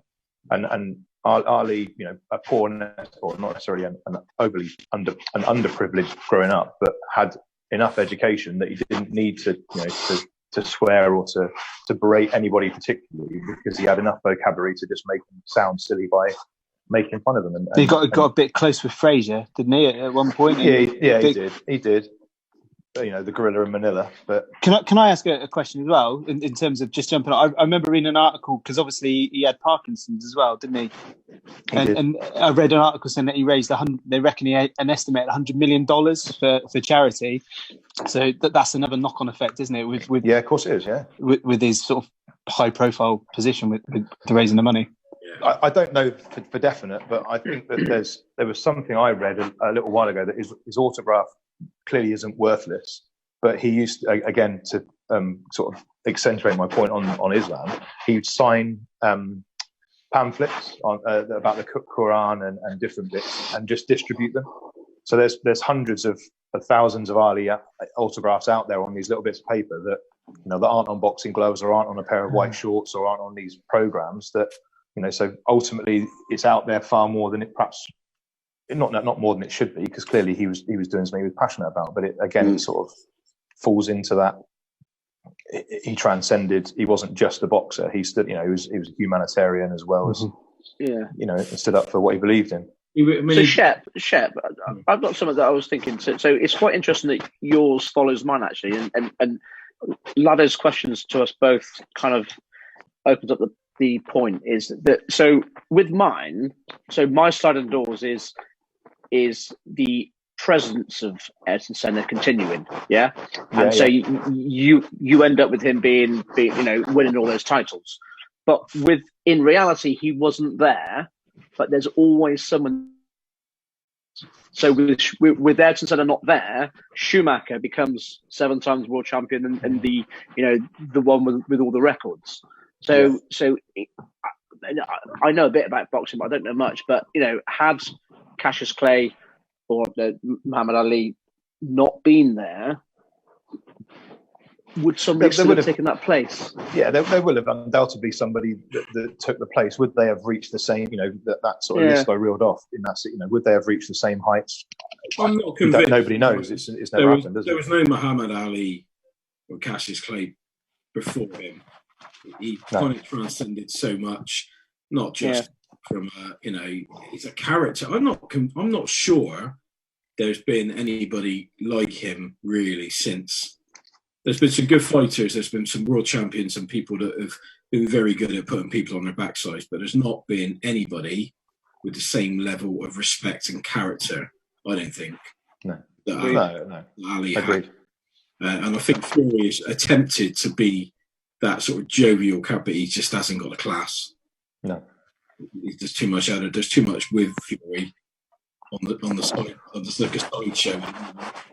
I think you're right. There's very few of them in sport in general, though, aren't there? Yeah, no, I think you're right. It falls into like the Babe Ruth category of the sort of names that transcend a sport.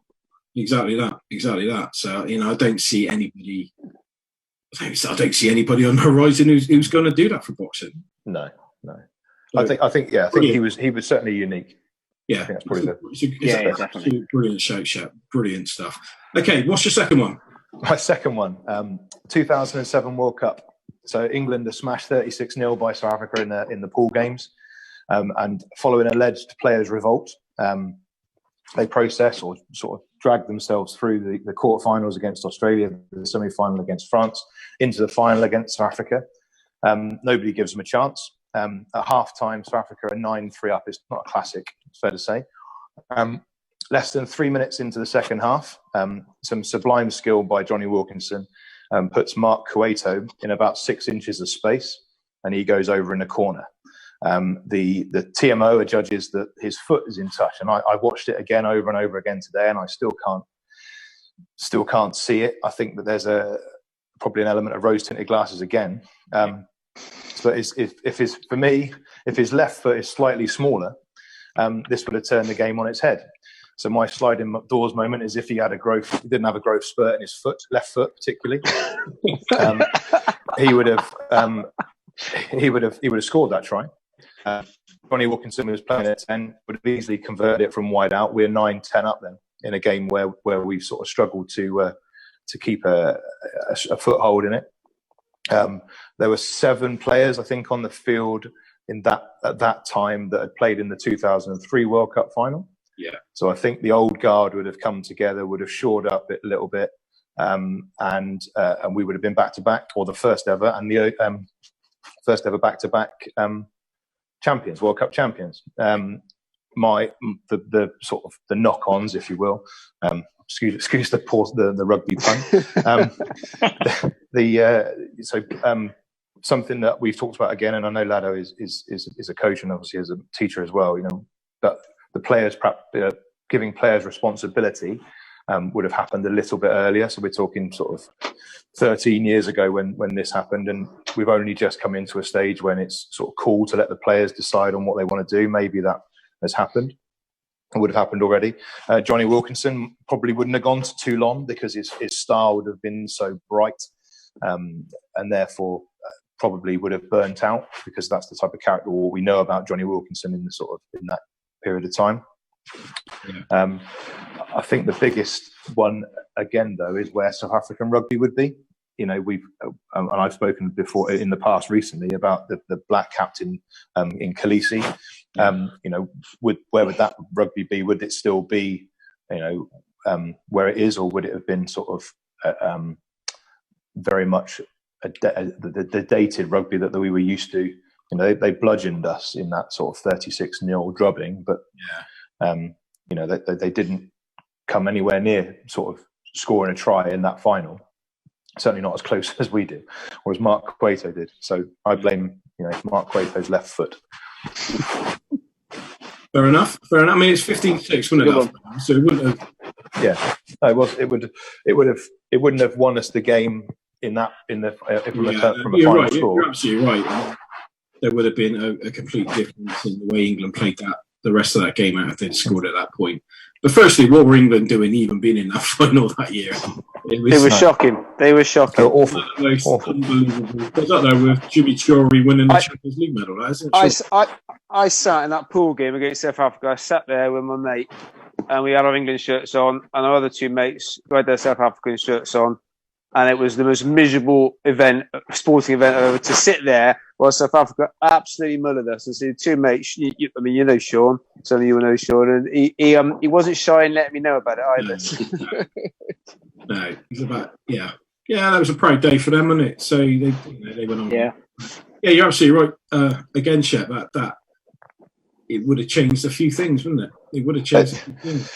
Yeah, it would have done. It would have made my 2007 a lot nicer. Yes. Yeah, absolutely. Yeah, definitely. Good stuff. Two brilliant ones again. So looking forward to the next one, because we've got the man of the people, Lado's up next with his two sliding door moments. Can't wait. Get those boys. They're absolutely buzzing the nut off, aren't they? Over there. So tell you what, let's just up on mute, boys. Some petty cassettes on Duggystone Radio. This song. This is an absolute tune. This is called "Don't Lock the Door." It's petty cassettes, Duggystone Radio. And here comes Hurst. He's got some people are on the pitch. They think it's all over. It is now. It's clear. You are listening to the greatest sports show on the planet, The Season Ticket, on Duggystone Radio, in association with Inspired to Change Bristol, helping to get your life back on track. Thanks for tuning in, people. Thanks for Inspired to Change for sponsoring the event. Hope you're enjoying it. Please share the broadcast. So I'm playing a different one from Petty Cassettes. She said. The boys will be right back after this. Let's go.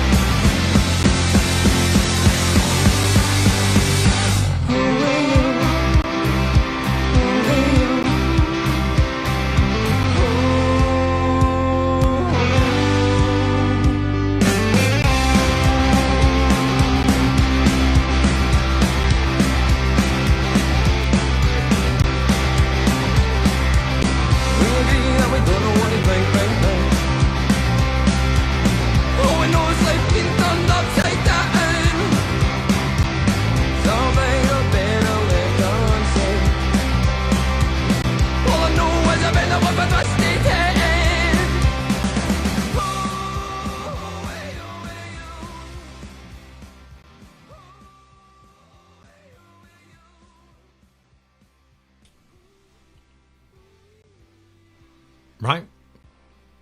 They're ready to rock and roll again, people. Are we enjoying the show? Please share it. Absolute tune. Absolute band as well. Brilliant stuff. Don't lock the door. Penny Cassettes. Did anybody catch Friday night? We're doing a live at 7. Now, alone Lance won't have caught this because he was listening to the show at that point. But on the Facebook group, we've got a little thing now going.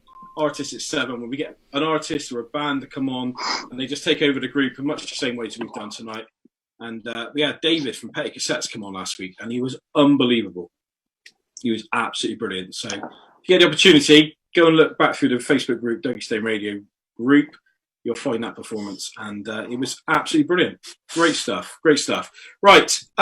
Food question of this week was, which 3 would you go for in terms of, you can only say 3 of the following restaurants. We call them restaurants, really. Domino's, Greg's, Subway, McDonald's, Nando's, Wetherspoons, KFC, Wagamama, as Lowy went for because he likes the sound of the name, and Pizza Hut. Mike Lees has been in touch. KFC, Greg's, and Nando's. Wormy, he can't pick. We just want to keep them all open. No. Emma Sand says Domino's, Nando's, KFC. Marcus Hutt, KFC times 3. Nick Elston, Spoons, KFC, and Greg's. Adrian Tyler said, yeah, I'll be the same. Hazel Potter, maybe Wagamama and Greg's, but really, they could all go tomorrow and my life would be none the worse. That's a terrible opinion. Ed Kemberly, McDonald's, Domino's, KFC, substitute local bakers for Greg's. People get a little bit, they're putting things on the list that aren't available. Mark McBurney, remember Mark used to come on and do a bit of boxing for us. Domino's, Subway, KFC, Greg's, Mackie D's, and Nando, says Gary Marks. Will never intentionally be setting foot in Spoons again after what's going on recently, correct? Cassie Jane Marshall said something similar, but she would go for Wagamama, Pizza Hut, and Greg's. Fidel Bohill, Nando's, Wagamama, and Subway. Liam Summers, do I have to pick just 3? Yes, Liam, that's why you got diabetes. Stephanie Dunn, Nando's, Wagamama's, and McDonald's. What are you going to go for, Shep? Out of those 9, what would you go for? I'm going to go Nando's, Greg's, and I'm going to go Witherspoons, because where else can you drink acceptably at 10 o'clock in the morning? Yeah, so that would be mine. Bristol Airport. You cannot go on a bona fide away day without starting with a Spoons breakfast. No, absolutely. It doesn't matter what the sport is. I think that just has to be that has to be that. So, Lado. Yeah, okay. I got a couple sorry, Lance was going to speak then. Sorry. I was just going to say, you didn't come around to asking me, but on the strength of their cheeseburger pizza alone, I'd save Domino's all day. Them times 3. Really? Cheeseburger pizza? Cheeseburger pizza, it's out of this world, mate. Check it out. I can confirm the cheeseburger pizza is on another level. Yes, Kirk's my boy. It sounds horrific. Got it. It's nice. Lovely. No, there's a voice. There's a voice. High, that is. Yeah. You don't get a ramekin at Domino's, do you, Dan? No, you don't. That'd be no good to you, would it? No. But this conversation has got Kev Chubb written right through it. He's missing out. Kev could do 15 minutes on this one question alone, I reckon. Anyway, lad, it's not a food show, is it? It's a sports show, so come on. We try to be a sports show, yeah. Well, no, you try to be. The rest of us don't. It's just you. No, it's so just what you. Is your sliding door you want to moment? be a food show. Okay, I've 2005 Ashes year. We've not had a good run of previous Ashes performances. Basically, we've been absolutely spanked by a brilliant Aussie team year after year. But we're feeling a bit more confident this year. We take them on. We're a bit more aggressive in the one-day series before. We get some wins. Things are looking good. So we go for the first test at Lords, and the usual thing happens. Glenn McGrath, he's got the Indian side over England, takes our wickets, wears us down, and they win the first test. They've only got to draw the series to retain the Ashes, so it's not a good start. Second test at Edgbaston, in the warm-up, playing touch rugby, Glenn McGrath steps on a loose cricket ball and twists his ankle. He is then out of the test. His replacement, his name completely forgets me. Larry, who's his replacement? Come on. Michael Kaspavic. Kaspavic comes in. It does a worthy job, certainly with the bat at the end as well. But England somehow, in what was, for many people was the greatest test match ever, managed to win that game.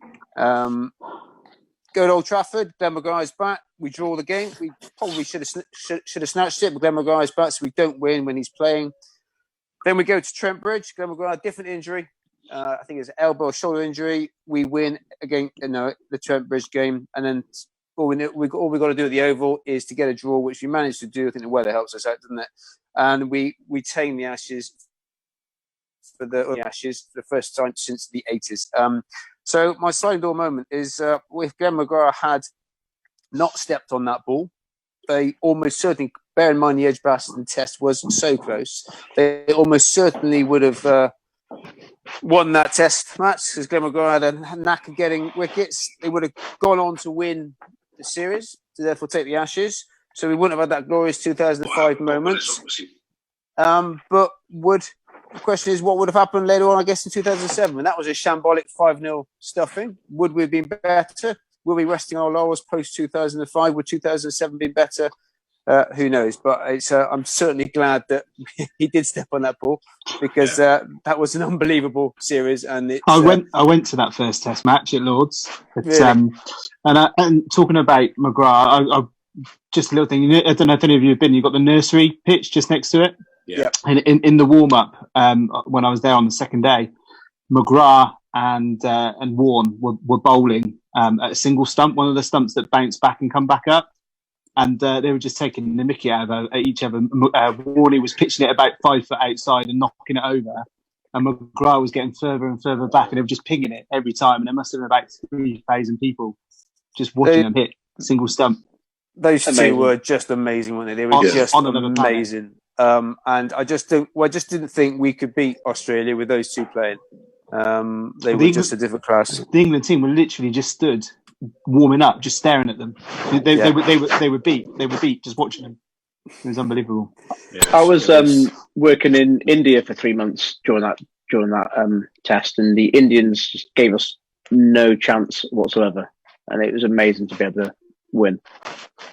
It was great I think it's great for English cricket so far as the interest, because the knock-on effect, I guess, within clubs and with the interest for the sport and the profile and certain characters, that KP made his debut as well, didn't he? I think in that test. Well, they gambled, didn't they? They joked that maybe he dropped the Ashes because he did a few early drops, didn't he? I think in one of the early Test matches. But then obviously he came good. He got a brilliant. Certainly in that last test, he batted almost through, didn't he? 158. Brilliant, unbelievable. Which guaranteed England could at least get the draw and regain the Ashes. So. So just that one small moment, that ball had been literally, a few inches the other way, he would have stepped on it, and that could have changed probably English cricket history. So it's unbelievable, brilliantly selected sliding door ladder. I have to give. I nicked it from you, but yeah. I know. But I mean, it is true. And I mean, McGrath plays in that second test and is 2-0, isn't it? I think so. Yeah. I think so. He was in such good nick at that point as well. It's probably in the form of his life, wasn't he? Yeah, and we don't recover from that because that second test gave us the momentum. We nearly won the third one, and then we get the fourth one. So that's small at the moment. My second one, which I'm not able to do my Stevie G transfer. Okay, so we all know my favourite athlete, Usain Bolt, is a bit keen on football, and in 2018 he he tried to sign for an Australian football team, and he played some games, and it wasn't too bad. It's certainly a real love of sport.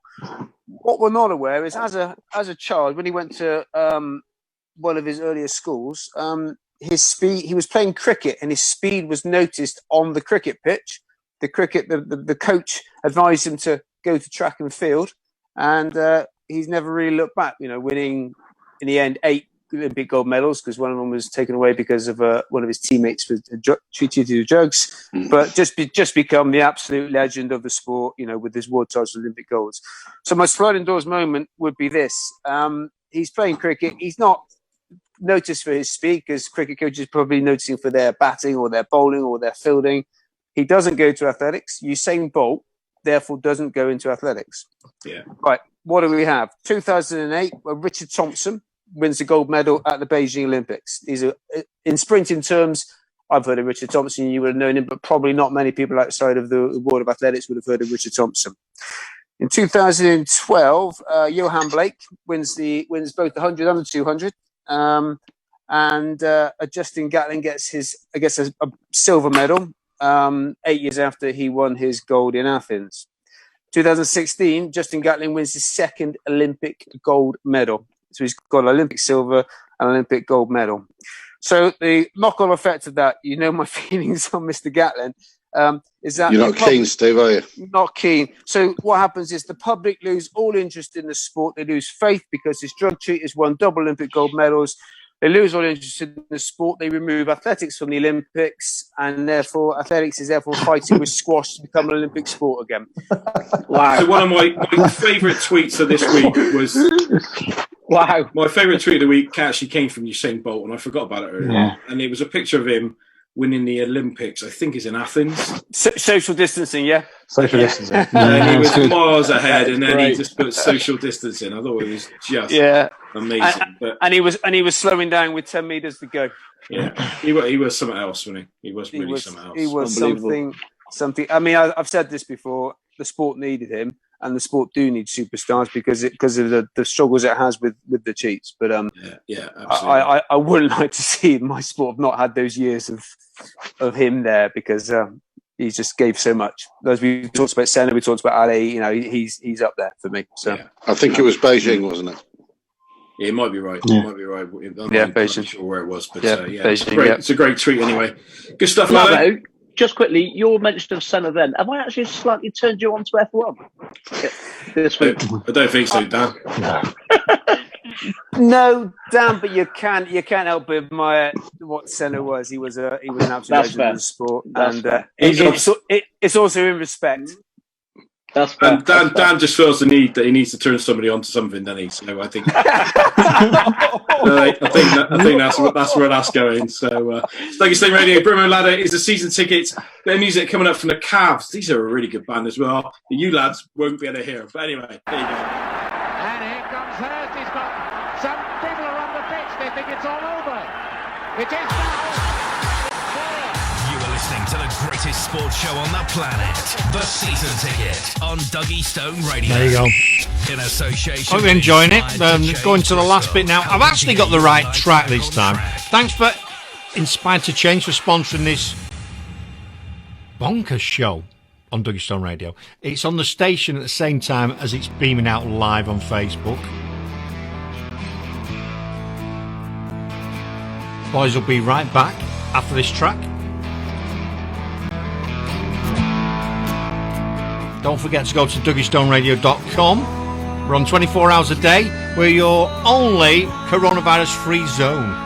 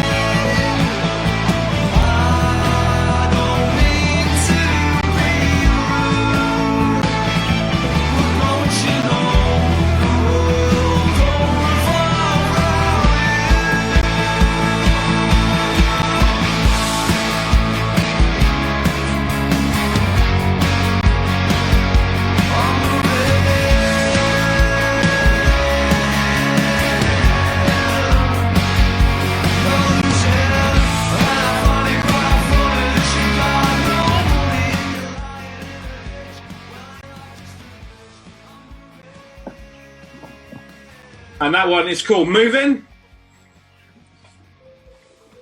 Okay.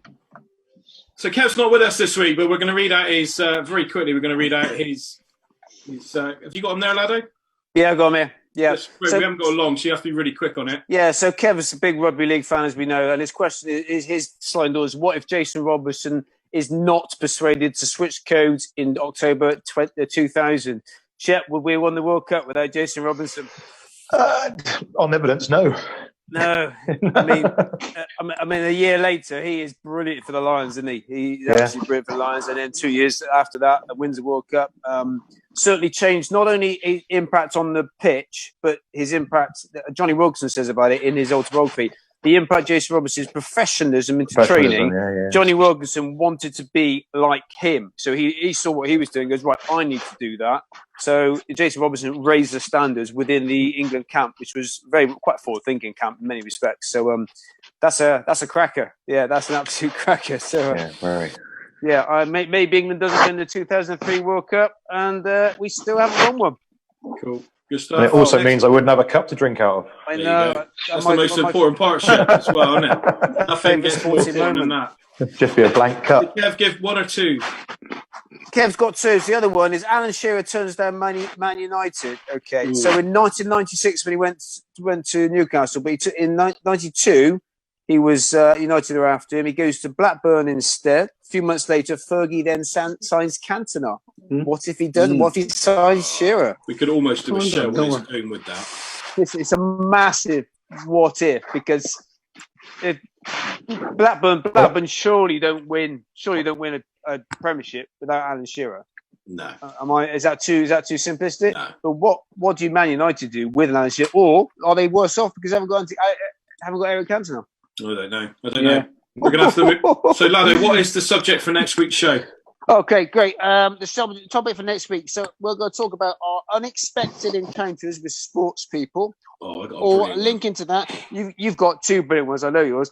Or sporting encounters with heroes, or just famous sports people. So, guys, go back into your memories of bumping into people, or any encounters. It could be you've been playing sport against or with someone by chance, someone famous, or you bumped into someone.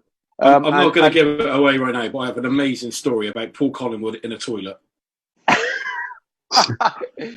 you got three brilliant ones, mate. Yeah. You got three brilliant ones. Yeah, I've got a few good ones. So get your thinking caps on, guys. We literally had no listeners message us with anything about sport as usual. We got two. We had two. Did we? Yeah, Shep's mate. We had absolute bolos about food. Yeah, nothing about sport. Kirk, I think we should scrap this as a sports show. What do you reckon? No, it's good, man. It's good. I like it. Really good. Right. So we got two listener ones, have we? Yeah, we got. So Shep, Pete comes over. Your mate Pete. Yeah, he. It was Euro '96. Gaza stretching in the semi-final. Yeah, that hurts, doesn't it? He still sees that goal going in every time he watches the clip. Yeah, it should go in. And the one I had from Steve was, what if Zlatan had signed for Arsenal?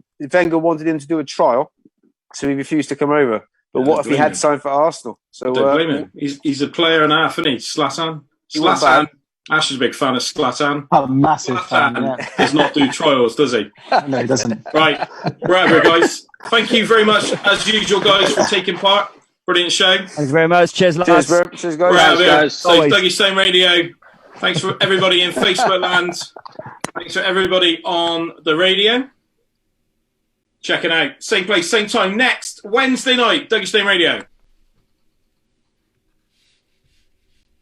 Right. So I hope you enjoyed that. We're going to, let me just change the scene because they're all getting ready. They're in the virtual studio, you see. That's the show that goes out on the station every Wednesday night. Some people are on the pitch. They think it's all over.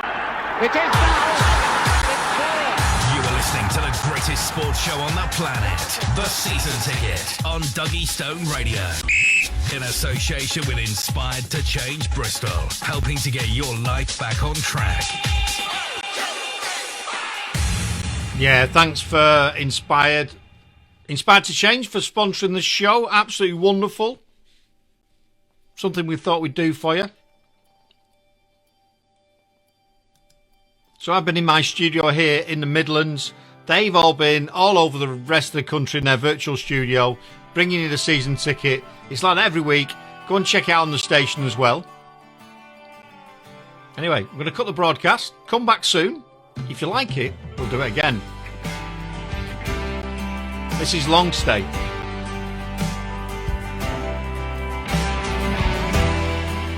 Thanks for the guys for doing this. It's been brilliant. It's been great here watching them, producing the show for them. I head across the water, up the road to Somerton, and the sun of South Carolina is burning holes in the ripples of Lake Marianne, and waiting on a letter from a girl named Julianne. She's writing to me from across the town, delivered by airmail in a stranger's hands. I'm watching the world go round.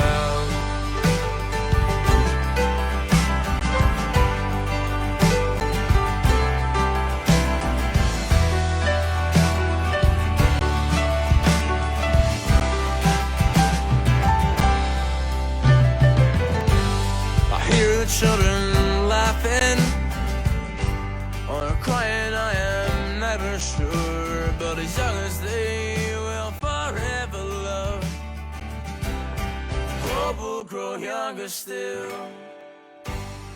calling from the shelter is a figment